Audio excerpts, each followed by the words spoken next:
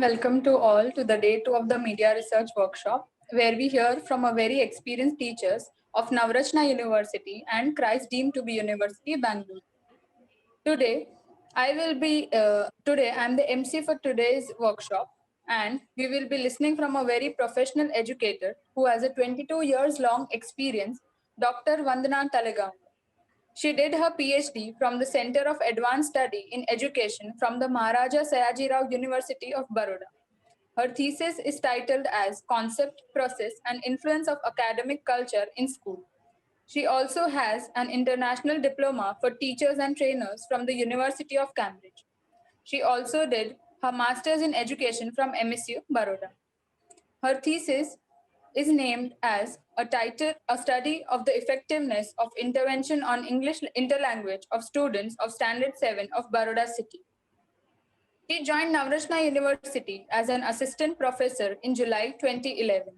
She also has been awarded with many awards such as Intel Foundation, Teach to the Future India in 2005, National Award in Teachers Educator category of the Best Integration of Technology at MSU in 2000, Professor T.K.N. Menon Gold Medal, Professor S.N. Mukherjee Gold Medal, and Professor M.B. Buch Gold Medal in Education. So hereby, I invite Dr. Vandana Talegaonkar to share her thoughts on identifying the problem, its significance, research questions, hypotheses, and objectives. Over to you, ma'am. Thank you, Ms. Ba, for your kind invitation. Thank you, Dr. Robbie, for organizing this and giving me one session wherein I can interact with the students. Thank you, Professor Alex, for being also a part of this workshop. I would like to understand, I think we have around 20 participants to this workshop. Can all the participants briefly tell me a little about yourself in the sense, are you undergrad students or your master students or MPhil or a PhD student? Sure, ma'am. Good afternoon, ma'am. This is Yash Pandey from second year BA Journalism and Mass Communication. I'm an undergrad student. So, yeah, thank you for joining us. So it appears, Dr. Robbie, a combination of different levels. All right. Yes. Yeah. Okay. So over the years, when I have been guiding students for their PhD or for their master's thesis or for the undergrad research projects that the students have, one very interesting statement that I hear from most of the students is after the projects are announced, they come to me and I ask, so what do you want to do your research on? And the answer is, I want to do a case study. And then somebody else says, I want to do a survey. And that puzzles me in the sense, how do researchers suddenly jump to the methodology without even thinking about which is the area of research or what is that particular problem that they want to investigate in their research? So, considering all these things, I'm very happy that this particular section Dr. Roby gave to me, because these are some of the things I want to share with the students, that we cannot begin with the methodology. We have to begin somewhere else. And what is that somewhere else is what this session is all about. So I share the screen to share the points on the thoughts that I would like to share.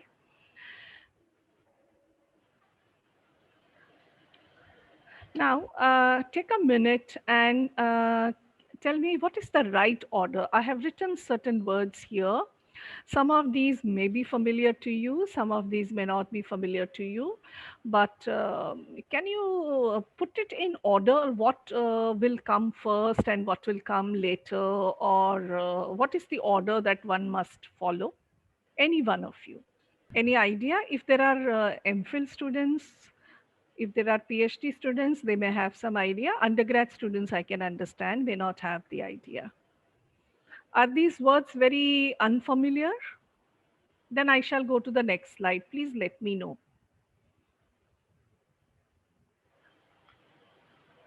Okay, I assume these words are unfamiliar. So I'm just putting it in order. The concepts that are in black font are the ones that need to be thought about first. And these are the ones which I'm going to take in this particular hour. And the ones which have been highlighted in red are the natural follow out of the ones which are in black. So once we are we have thought about the particular research problem from all perspectives, sharpened our understanding about it, sometimes it is not even very necessary to think of the later part, because that gets unfolded automatically as soon as you are sharpening your understanding through the explanation of the problem, trying to understand its significance, developing appropriate research questions, and following that the objectives and hypotheses. All these also follow very logically when we have taken care of the first part of identification of a problem. Naturally, you at the same time simultaneously begin to think of the significance also. And it's not always that linear. Sometimes, it is you revisit the previous part to sharpen your thoughts on the later part. So the concepts that we shall be taking in this session is identification of a problem. And what does that involve? That is explanation or context of the problem, the significance of the study. How do you design the significance of the study? What are the research questions and how do we formulate them? And what is the importance of research questions? Here also, I would like to share certain interesting voices that I hear from students, that they set the objectives and when they are presenting the research proposal, and I usually do that, and I say, so what are your research questions? So they said, we have not formulated, but these are my objectives. So it is not right. Objectives can't be set like that. First, you need to have research questions, and then you will be able to formulate the objectives, and then comes the hypothesis. So this is how the thought process has to follow. Now let us have a look at identification of a problem. So do we have the semester 6 students, Dr. Robbie, here? Yes, ma'am. Kunal, Nandini, two of them are there from All final. right. Raj is also there. Yeah. Okay, all right. Yes. So Yes. many of you must be now trying to identify the, as you say, the topic for research. And where does the topic come from? I mean, does the teacher give you the topic or you decide on the topic, whatever be the source? Uh, where does you, how do you decide that this is a particular area which is worth conducting a research on? And why we ask these questions is because you're going to spend considerable amount of time, you're going to make considerable efforts, and at a later level when you engage in your PhD study or you do funded research, you're going to also sorry, spend considerable money on this, and then suddenly after 3 years you feel, oh, what I did was certainly of no relevance, no significance, all your efforts and time and money go waste. So it's very important that you focus your attention on identification of a problem. Now, what are the sources of identification of a problem? One I have mentioned here on the slide, and others I thought we will discuss. So the first very initial way of identifying a problem is felt difficulty. Felt difficulty in the sense, in our regular life or as you're reading, you may come across certain situations or certain phenomena and you feel, oh, this is not perhaps working well. This seems to need, this requires a little attention. Now, sometimes the felt difficulty also can be understood in terms of something very interesting happens, and something new happens which has never happened earlier, and you want to investigate and understand. Now, from where do we get this? We can get it through our personal experiences. For example, binge watching. Now, listening to how the young generation of today's engages in binge watching, I also tried it once and I quite enjoyed it. And now I understand. I said, look, what is this new phenomena happening? When I was in your age, I have never engaged in binge watching. Now, that is something new, something different, and it needs some kind of investigation. Now, what would be the perspective for it? How do we go about it? Would be the later part of it. So I have mentioned here OTT. Now, all of you are familiar with it. So this is another new phenomena that has come around, and many aspects about it also are new, interesting. Some kinds of different things are happening, and let us understand how this platform functions and what happens on it and how viewers view it. So around that also, a lot of areas can be identified. Now, this is just an example I'm giving. I'm not saying that, this is what you have to do. So the point here is when you see something like this happening, you say, okay, this is an area, let me investigate into. Now, having decided this, you need to make a second attempt of understanding that particular area in greater detail. So you have to delineate the details of this. So is it a new, when did this come about? Is it across all countries? Is it only for a particular language? I don't know how many aspects about it that you have to do a little initial reading. And if there have been already some research conducted in this area, please read that and find out. So you will be having one session on review of related literature. I have seen the plan of the workshop, but that also becomes a very important area of trying to understand what is that area that I will take up under investigation.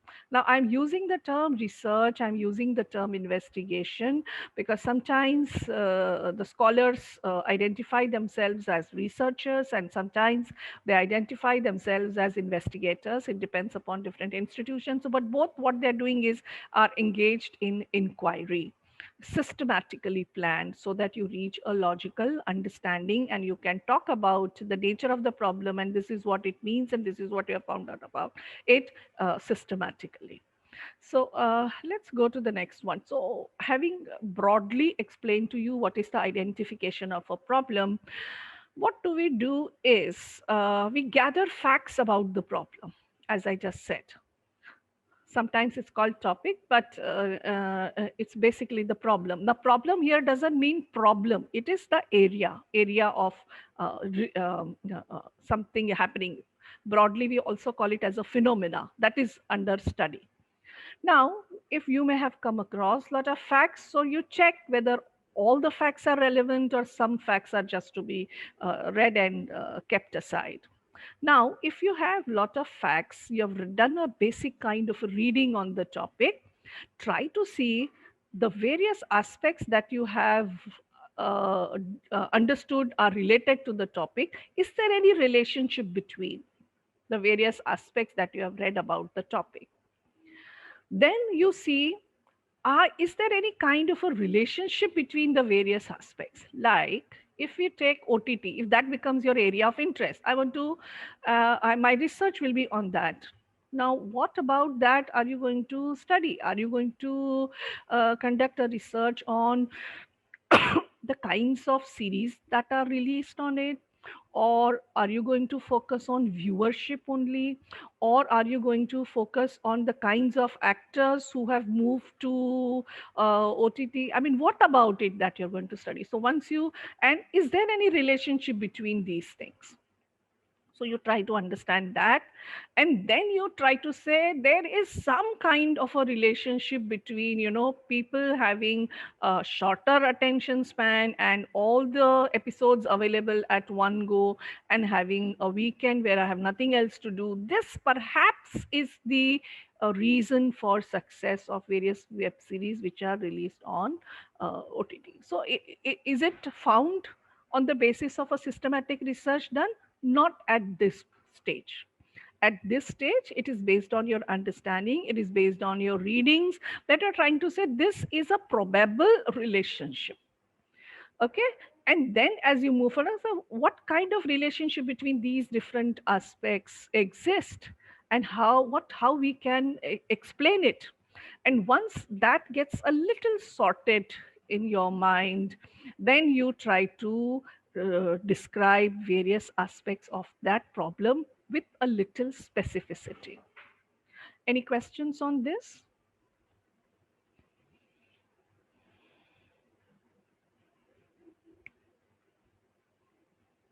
Most of you, at least the third year students, would be trying to identify problem for their study.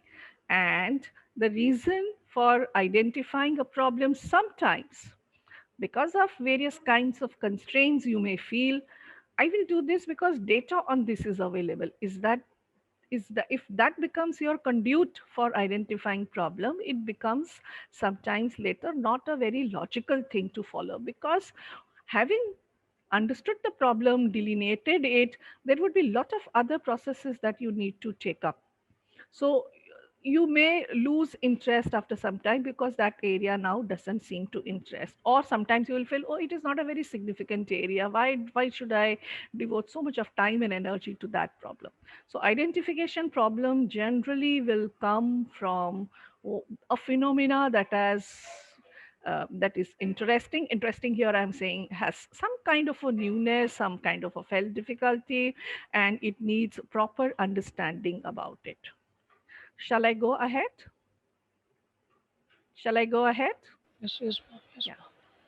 Now, having arrived at, say, one research area that you think, okay, my research is going to be on this.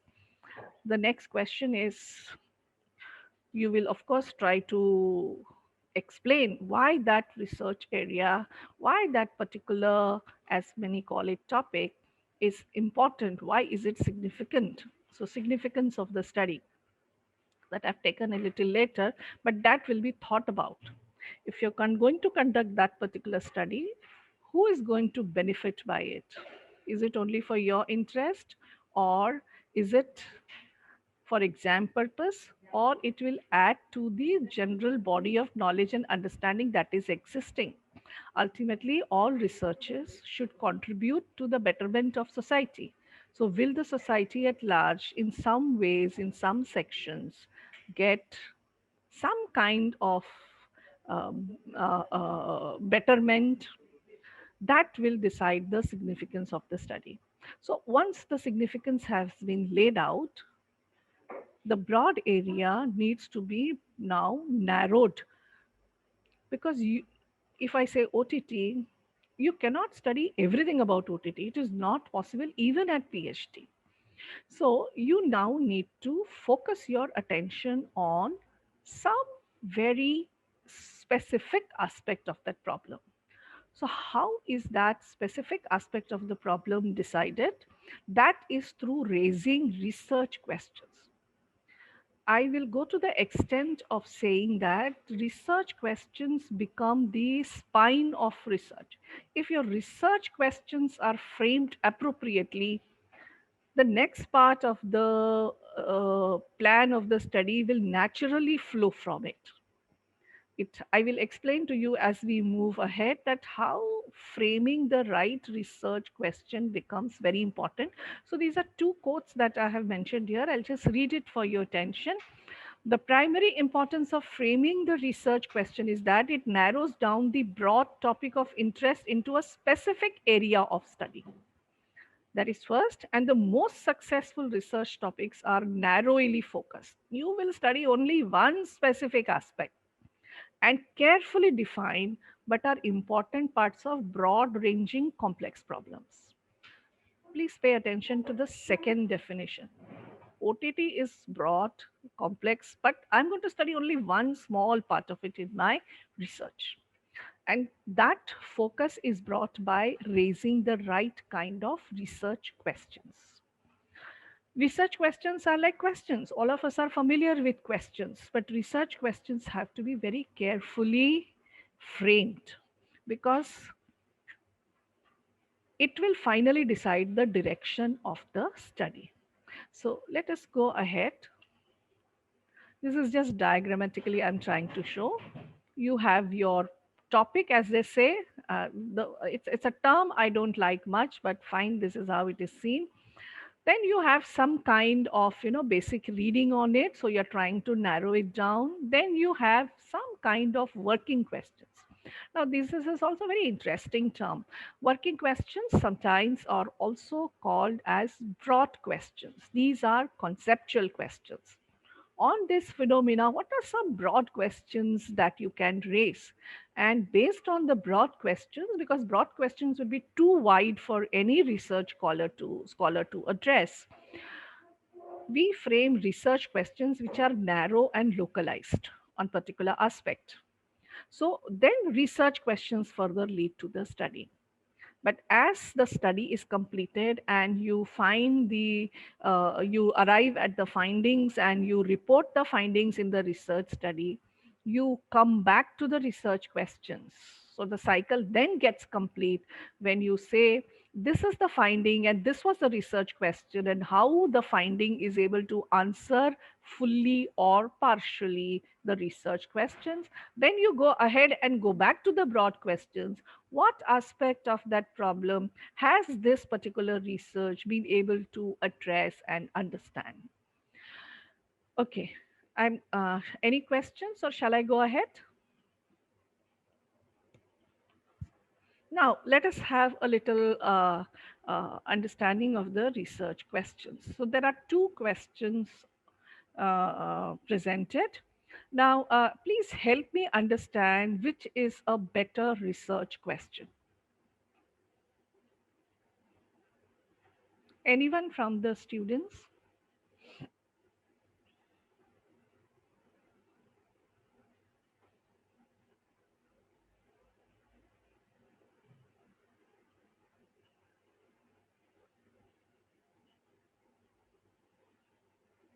Anyone? Take a guess. Is the first question an appropriate question?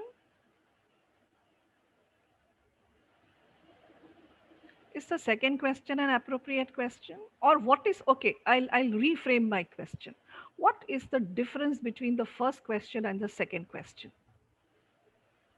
Hello, ma'am. Yes? Yes, I guess second question is most appropriate because it's so specific related Okay. to the subject. All right.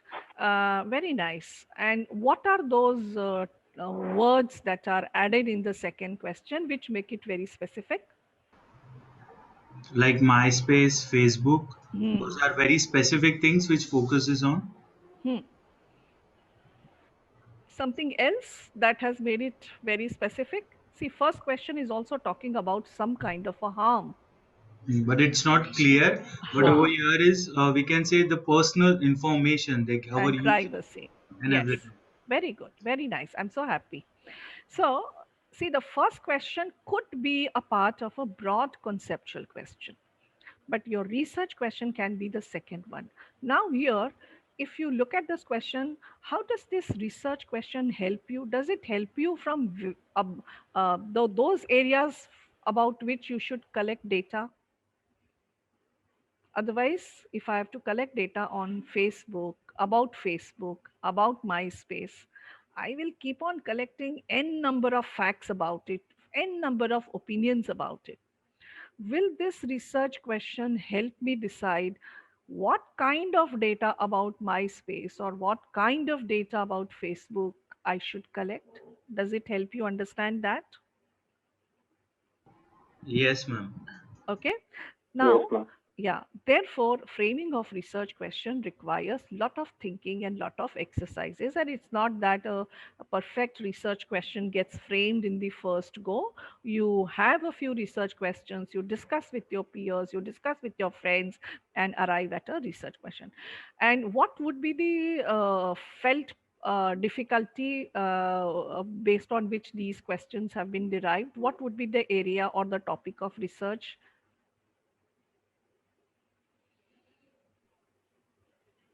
So social media Okay, social, disadvantage yes, okay, and Yes. So broadly, it must have started with social media or social networking sites. And then as more facts were read and you have narrowed it down like this. Okay. Okay. Thank you. Now, this is an explanation. Please, I give you a minute. Please read it.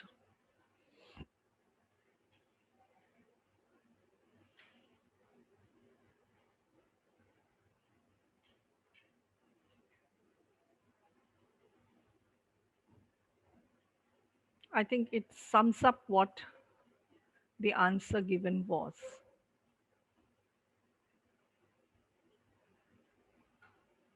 Shall I go to the next one?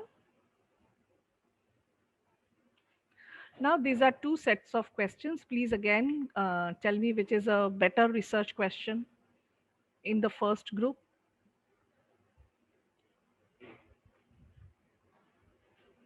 Ma'am, the second one, YouTube and the spam of children of age 16.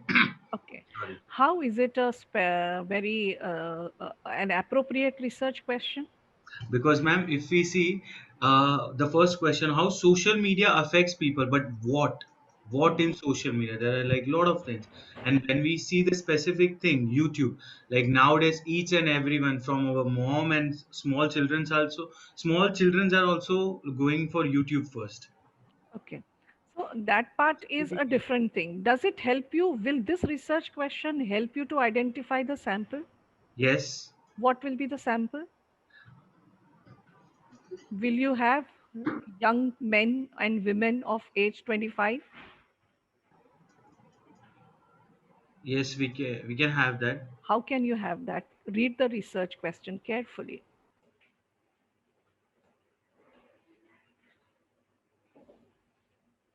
Children of age 16. So once you have framed an appropriate research question, your sample gets so easily identified. What about which platforms, and about that, what data has to be collected, that also gets identified. It becomes very clear and easy. Okay, so I don't know who answered that question. We cannot have as sample young men and women of age 25 because your research question very specifically specifies that. There will be several other questions asked on this when you present a research proposal. Why are you talking of only children age 60? So about that, we will have to discuss and write, mention why this particular age group is significant. But I'm not going into that. I'm just saying if this becomes a fairly acceptable research question because of n number of things that might have been explained earlier, it helps us to decide what will be the design of the study as well as what will be the sample that you need to identify. Have a quick look at these other two questions that are mentioned. They are a little from others, a different field, but I think you should be able to understand. Ma'am, I think second one is more Okay. because And it what is, has huh? uh, because it has selected a particular study sample, as Mhm. in among the first and sixth grade student, and and also what the factor they have selected is childhood obesity. So I think this is the more precise question that we Precise can. question. All right. Thank you so much. So this is a quick read. Please, all of you read it quickly. Uh, there are some more thoughts on research questions. So make reference to a population when a relationship is expected among a certain type of subjects. We have seen how the relationship is explained. Research questions and HS is hypothesis should be made as specific as possible. It can't be broad. Avoid words or terms that do not add to the meaning of RQs. RQ is research questions and hypothesis. Stick to what will be studied, not implication, because this is the beginning of the research. What do you intend to study, that needs to be focused. Name the variables in order in which they occur or will be measured. I am not sure whether the term variable has been introduced. Dr. Robbie, is it introduced earlier? Yes, ma'am. They know about variables. Yeah, Okay. yeah, And avoid the word significant or proof in research question. That will be not a part of it. And avoid using two different terms to refer to the same variable. Otherwise, there will be confusion in understanding. Okay. This is okay. I can skip this. Now, why research questions? Because they help you with the details of the problem statement. They further describe and refine the issue under study. As you must have seen now, you are telling it helps you to be specific, adds focus to the problem statement, and it guides data collection and analysis. We have seen that who will be the what section will be the part of sample and how that data has to be collected and how it has to be analyzed, and it sets context of research. It is within these boundaries only that this particular research is going to be conducted. Okay, now we come to the next term, that is hypothesis. SIS is singular and SES is plural. Okay, have you heard this term, and how hypothesis is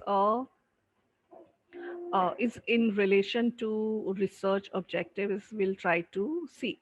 Now, you have identified a research area, and you have done your basic reading about it, and you have understood various aspects of it. You have understood, or you are able to state the significance of the study.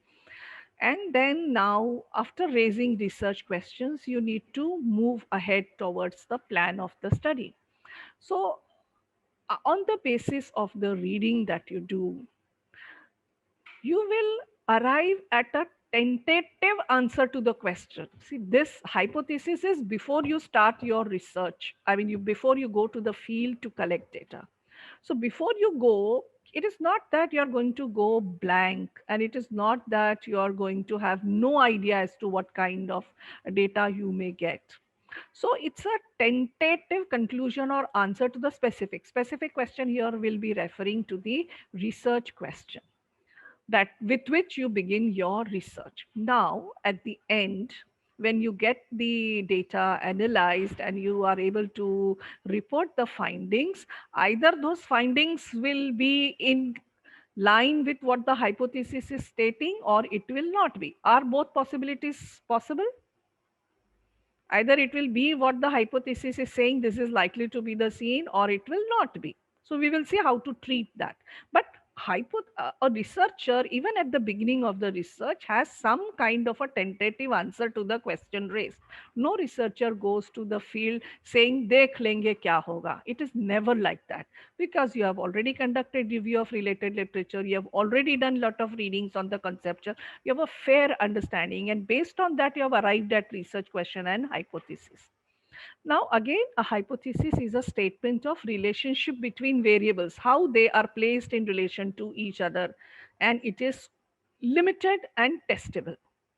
Okay, see, these are the characteristics of usable hypothesis. First is, it must have an explanatory power. So please read carefully two hypotheses that are given as example, and they are very general, deliberately given very general, so that you can understand it. Which is a better hypothesis? The first one, a car, or the second one, a car?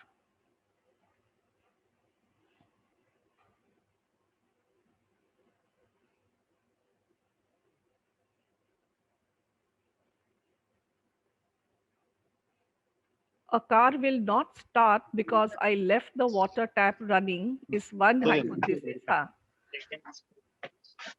Which one is a better hypothesis?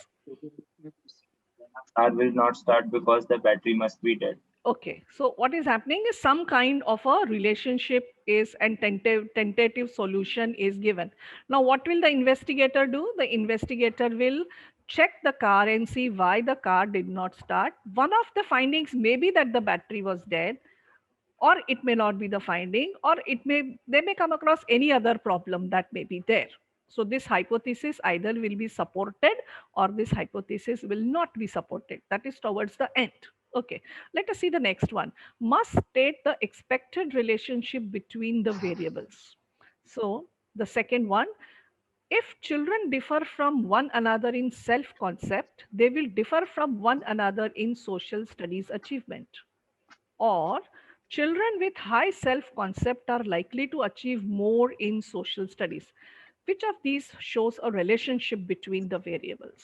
The variables here are self-concept and achievement in a particular subject, that is social studies. Does the first one show any relationship or the second one shows a relationship? Both shows a relationship. Which has a clarity in showing the relationship? Second one. Second one. So we need to have a very clear relationship. So many times we get stuck that in the first example that I have shown relationship, but it is not appropriately shown. We need to be as clear as the second example. It must be testable. So let us see. Films with simple story will have more viewership than films with multi-star cast. Or films with simple story have more viewership, which is testable. First, First one, are you sure? And give me the reason. because we can check, no, we can compare both the things, Okay. stars and stories. both of Okay. them. Okay. No, we can study that, but do you want to study starcast or story, or what do you want to study? Or you want to study viewership? Viewership. Yeah. So what is the focus? Viewership. Viewership of what? Film with simple story or film with multi-star cast? Which has more viewership? So in our mind also, when you make the hypothesis, it should be very clearly stated. Next one, must be consistent with existing body of knowledge. This is very, very important. And that is why review of related literature is very important. See, the first one I've deliberately created, very funny. Films are likely to become a hit if released on a full moon day than on any other day. Does it have any basis? No basis. It is not consistent with existing body. Yeah. Or films released during vacation period are likely to have high viewership than films released during non-vacation period. We can believe this, and there will be certain kinds of literature. Some are always released on a particular period time of the year. So absurd hypotheses like the first one on a full moon day are not acceptable. And it must be stated very concisely and precisely. So please read to yourself the three frames of hypothesis that I have shown. See, the first one is students taught mathematics by means of video tutorial will show greater learning and retention of mathematical concepts than by in-phase classroom teaching. Nothing wrong in this. The only problem is it is little complex because two concepts are used: greater learning and greater retention. So many times it is advised that you form two hypotheses, one with only greater learning, the first one, the second with greater retention. And when we have these two, your research plan will also have data collected for this, and you will have a finding for greater retention, you will have a finding for greater learning. And you'll be able to say for sure, based on the data that you have collected, whether greater learning happens because of video tutorial or greater retention happens. So in our mind, it has to be very clinical, clear, and very well stated. If this is not stated properly, one goes a little, the plan of the study and the data collection and the reporting of findings become very difficult. Hypotheses are very important because they also help you to report the finding. What is the finding? What did you find at the end of the data collected and analyzed? So if you try to address this, you are able to state your findings with clarity. Okay.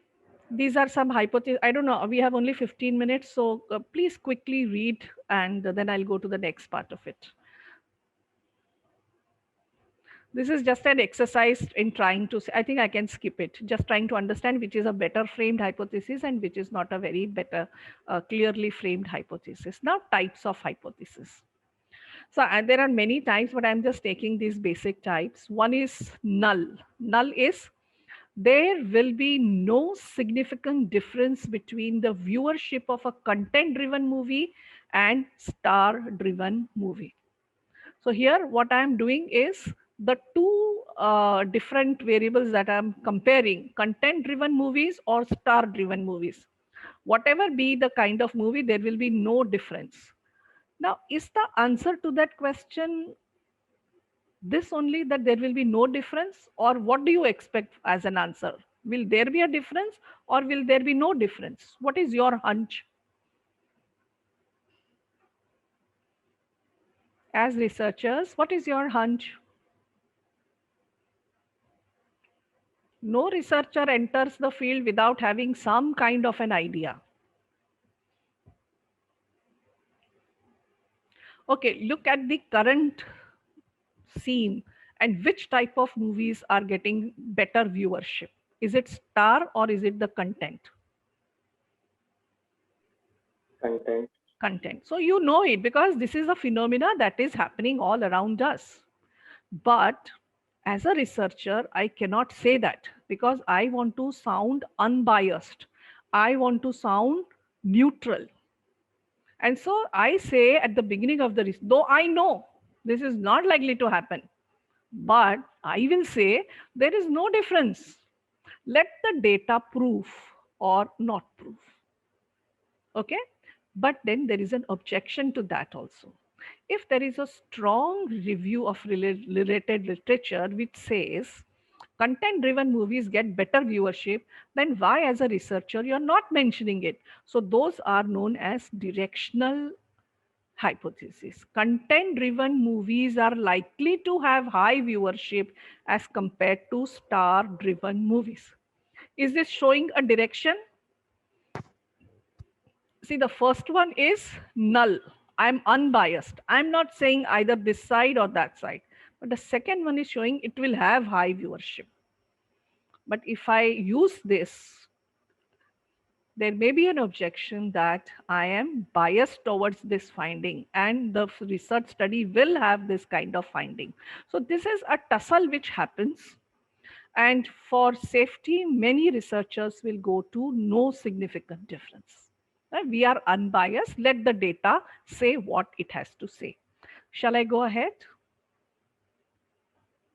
Shall I go ahead? Yes. Yeah. Now we must also remember a hypothesis is not proved or disproved.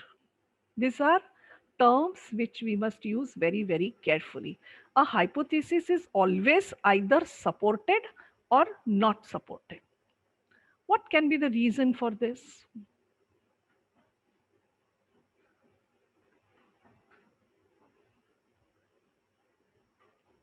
See, the hypothesis is something that based on your readings, based on your understanding, based on the review of literature already conducted, you are trying to show a particular kind of relationship, a particular kind of phenomena that will be happening.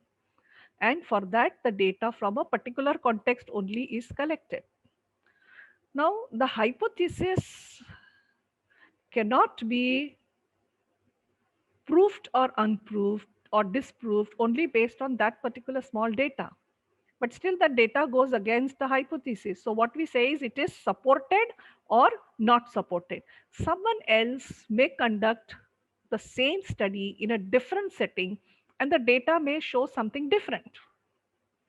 So the hypothesis therefore may get supported by a particular set of data and the findings of a particular set, data setting in a different context.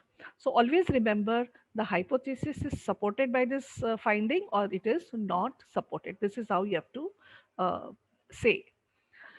Now, research question, as I've said, research questions are like your spinal column. If your research questions are not set properly, many other things may not be very well organized in the research. So research questions have a very close association with objectives. Now, this is the research question I have brought from the one which we discussed earlier.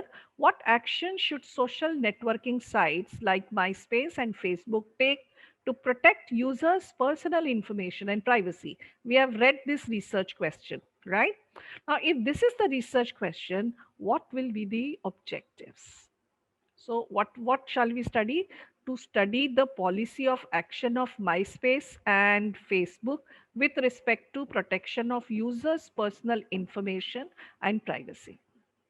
Second, to suggest action plan for MySpace and Facebook with respect to protection of users' personal information and privacy. Now, are these following naturally from the research questions? Kindly read carefully and examine.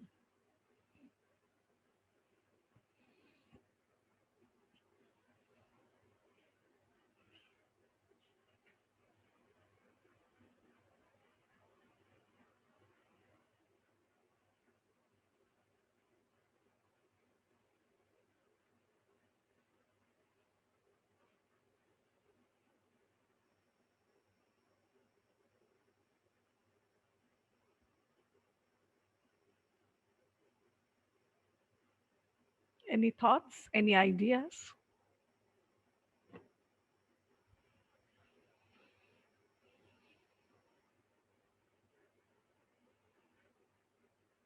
What is the research question asking? Some actions.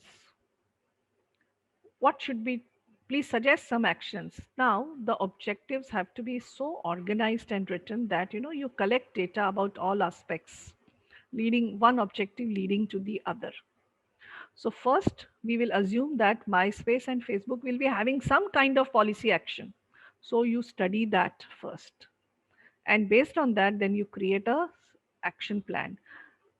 So how this information will lead to this. And once these objectives are faced very specified appropriately, you will also get to understand for this objective what will be the set of sample and what will be the type of data that tools that I will require. So if this is policy action, where will the data come from? They may have certain documents, they may have certain policy documents, they may have some minutes of meeting. So that becomes your source of data. This will be taken care of later. But if this part becomes set very clearly, the later part of the design of the study also becomes very logical and easy for you to understand. Now, and then you may have to interview some executives who have helped in framing this policy of action. So should you send a questionnaire to the executives or should you take an interview? What do you say? Interview would be the better option. Better, huh? So now you see, when you have your objective stated clearly, you will know who would be the sample and then what will be the better interview. Similarly, for the second one, suggest action plan. Will you ask one person or will you ask a group of experts? What do you think should be the sample size? Should you collect one-on-one interview or should you go for a focused group discussion? For a focused group discussion. All right. So these are thoughts which, when you are designing your study, you will need to think and mull over and then prepare the design of the study. Okay. So research questions also indirectly help you to move towards the design of the study. So I have given here certain questions, research questions. Can you think what kind of study will be this study? What kinds of web series are popular among youth? So what kind of study will this research design will it have? Will it be a case study or will it be a survey?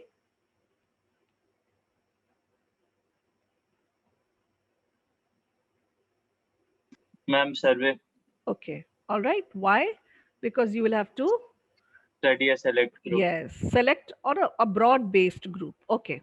What makes web series based on small town themes get high viewership? What will you do here? What kind of study will it be? Ma'am, pardon, can you please repeat the question? I guess I missed it.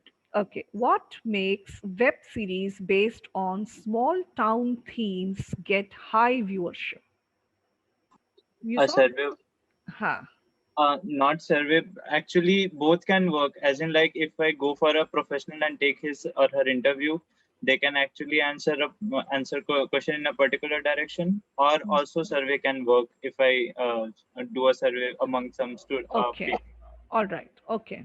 Next, how does the OTT model work for web series? What kind of research design should be there for this? Again, an expert interview. Only expert interview? Would you not like to No, ma'am. see how the viewers are using it, how the viewers are working on it? You'll have to think about all these things. Okay, the last one. What makes Saif Ali Khan succeed in web series? What will it be? Survey Okay. ki case I'll go study? both. I'll go for surveys and case study. First, I have to do a case study, and on that, I have to make a survey. No, it is on one research has only one design. So if we are going to study Saif Ali Khan in web series, it will be case study of selects web series of Saif Ali Khan. Okay, so you see how when you frame the research question appropriately, the later part of the research design also gets clarified. Has it given you some idea? I'm sure you will redo these things for your own researches that you have started, but this is just to help you get a clarity about it. Now, research questions and objectives. I think one of my students is working on it, so I thought I'll put it here. Women representation in advertisement. Suppose this is your area of research. Can you quickly raise some research questions and can you quickly write objectives?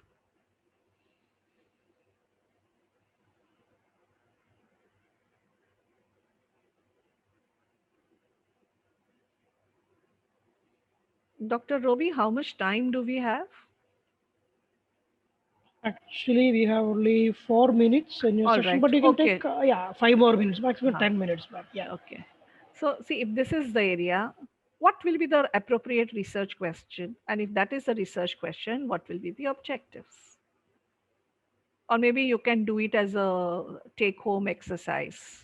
All right. Now, research questions and objectives. So here I have just worked it out, and it's not that this is the final one. You can modify it. So problem is the representation of women in advertisement, research questions. What kinds of products advertisement have women depicted? What has been a change in the manner of depiction of women in the products advertisement? And objective one will be to study the advertisements which have women depicted in it and to analyze the change in the depiction of women in the advertisements. So this is very specific. So you'll do only that. But for this, you have raised these questions and then you have arrived at this. Okay. Significance of the study. So significance of the study refers to what is that issue that you are taking for research. How does this particular study help you to understand that with clarity? Why is that complex issue so important that you have to conduct a research on it to understand?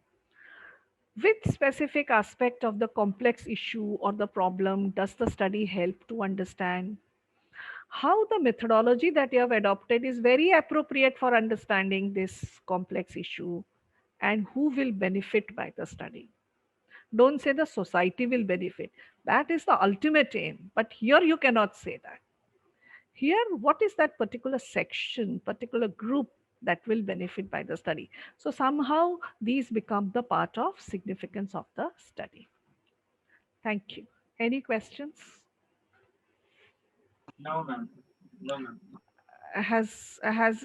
What I have tried to do is before you begin with the design of the study or you come up with ideas like I will be doing a case study or I'll be doing a research, that is not the right appropriate approach to studying, conducting a research or planning a research. The appropriate way is to do all these kinds of thinking first and then go ahead with the later part of the design of the study. Thank you so much. Thank you so much, Dr. Vandana, for sharing your thoughts on this topic. It was a pleasure listening.